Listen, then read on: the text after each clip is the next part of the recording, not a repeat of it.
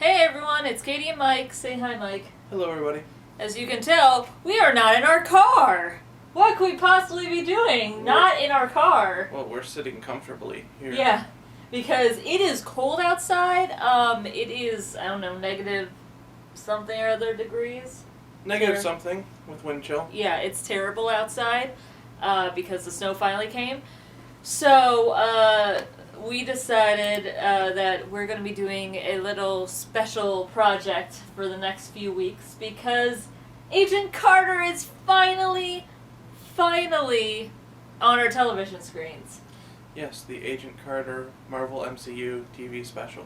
Yay!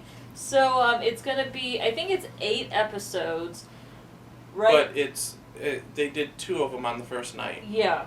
They did a special 2-hour event, which was that spoiled us, because I'm like, well, now I have to wait a whole other, like, you gave me 2 hours of content, well, technically, like, alright, maybe more like 80 minutes of content, and now I have to wait a whole week to see the rest of this, the next episode of the show. But I thought that we'd do episodes, little reviews. Little quick recaps, talk about the episodes and move on. Move on! Yeah. This one's a little rough because it is 2 episodes and there's a lot that went through. We're not going to go through all of it, we're just more going to talk about our general feelings on it. Trying to cover most of the big stuff that happened.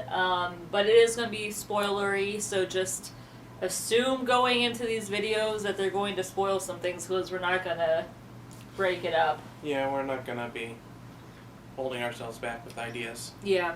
So we'll talk a little bit about... Episode 1. We'll talk a little bit about episode 1 with this one. Trying to split up between, because they went right into the next episode with this last one. So, let's just get started. So, First episode. I don't think we have to necessarily say, like, what happened. What happened necessarily. But I liked, basically, I just really love Peggy Carter, and, I know the person who plays her, just not off the top of my... Haley Atwell. I follow her on Twitter, and I've been talking about how great she was. Like, I've typed her name quite a few times today, talking about how great her character portrayal was last night. I don't know why I couldn't remember it. But Haley Atwell really does carry the show. Now, the writing's really good. And they're writing her really well. But the fact is that if she didn't nail this character down, then this would be a weaker show. This would be a way weaker show. If they had another actress in this, they really did cast so well getting her as Peggy Carter, and she does such a good job. And I think the fact is that they respect the character a lot. They show her post the first Captain America movie. The war is over. She's working for what's the organization called? SSR. That was a real organization, or was it Strategic Scientific.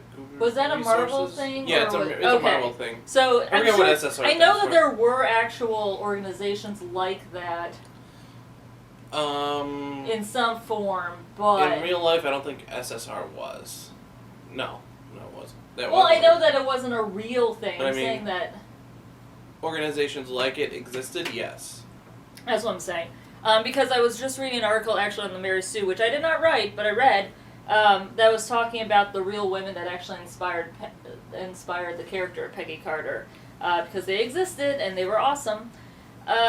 So she's not very fulfilled in her job. I mean, she's doing some work, but a lot of them are treating her like a secretary. They're making a lot of her male colleagues, who are they're all men, are telling her that, or like making little remarks about how she was basically like screwing Captain America. That's why she got her job. And that's why she got her job. Already, I really like the one decent human being that she works with, whose name in the show is Daniel Sosa, and his the actor's name is Enver.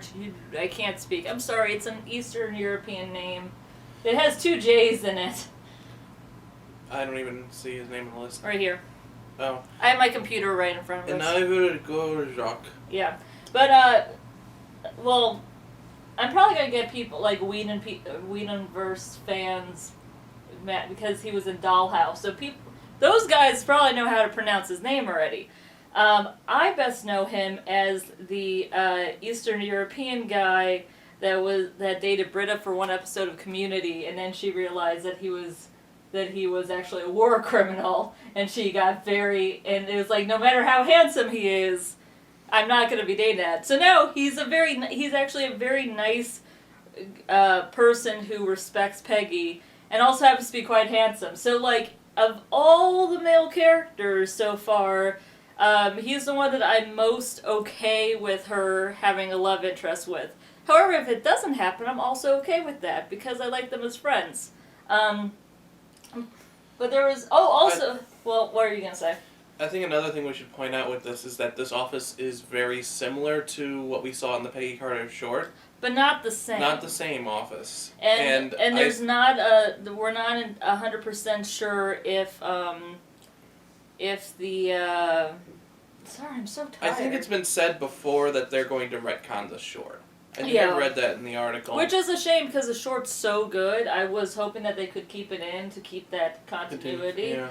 And I don't like them when things get out of continuity like that. But at the same time, they're doing so good with the show that I don't mind it, because they're still giving us good stuff.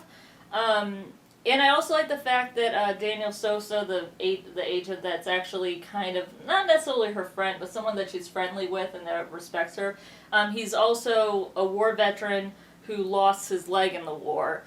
So that's actual representation for people with disabilities. And as someone mentioned on Twitter, that they really hoped they didn't alien or magic away his disability sometime in the show. Yeah. Especially because he seems to be like, he's not like angsty about it. Like, obviously he actually gets harassed a bit at work for it, and he's not like happy about it, but at the same point, like, he has an attitude of like, this is what it is. And I actually kind of like that. Like, his whole character arc isn't going to necessarily be about his injury. Besides that, so the plot of it is that good old Howard Stark has some weapons that mysteriously disappeared, and Peggy's trying to find them. Yeah, apparently Howard had a secret sub-basement where he kept all his personal super It's like, why were you if they were dangerous and you didn't want to fall in the hands, why were you... Because I have to, I'm a creator! And it's like, no, chill. Well, how about you build them and then disassemble them? You're like, this is too problematic to keep in any person's hands. Let's just... Like, you totally understand where Tony gets this stupid manicness. So, yeah. Yeah, apparently Tony doesn't learn from his father. Yeah. Well, doesn't learn from his father's mistakes. He clearly learns from his father. And so he's he's like leaving town, but he's like, you gotta help me, you gotta save my reputation. There's 8 inventions, you gotta find them. I don't know, even though I did read an article that apparently, if you think it's going to be an invention of the week, it's not going to be necessarily. Yeah, because we just had 2 episodes and it was the same paper formula. But apparently, like, I'm guessing we're gonna probably have episodes where they find 3, or this is where 2 are stored. Apparently, though, maybe even some of them don't all get I found. know is that Haley Atwell had basically said in an interview, if you think you know what's coming, you really, really don't. Like, you think that they're setting up, like, certain things, they're doing some different stuff. I know that might be her just like promoting the show, but I'm hoping that maybe they do some twists and turns that are unexpected and not so tropey. So back to this episode, we also get introduced to James Jarcy. There's an apostrophe between the D and the A in his name, but that's the actor. And he plays Edwin Jarvis, who, if you didn't know, is the guy that Tony based the robot on. Because he was like, the AI. The AI. He becomes a robot, okay? I'm not completely wrong. I know what happens in Age of Ultron. Partially. Mostly. Kind of. Vaguely. But he's actually really charming, and there's a platonic friendship and a bond between the two of them. Yeah, they work really well together. They really do, and he's very domestic, and I know that there were people who were hypothesizing that the wife doesn't actually exist. But I think we heard her say a line. That's what... we just rewatched the episodes. Yeah, also he called her Donna, and I think he called her Donna. But, yeah, and that's what other people said, like, oh, I'm pretty sure I heard a voice. And they're like, well, it could have been Stark just, like, doing a really high voice. Maybe they're actually lovers. And it's like, well, how does Tony get made? There are ways to impregnate women that doesn't involve heterosexual sex, okay? That was this whole common thread I saw. And I was like, you know what, you guys, maybe. MCU's done weirder stuff. But he's very domestic, and so when Peggy's calling, and he's like, "Well, I'm making a souffle for my wife." No, one of the best lines was, "I have need of you after 9 p.m." because he goes, "Well, my wife and I go to bed." So yeah, she goes, after 9 p.m. I will have need of you. So does my wife, and then he hangs up the phone, and then it's the implications of that, even though he's a very stiff upper lip sort of guy, and obviously didn't mean that, but it's pretty funny. I hope that wasn't in the second one. Oh well.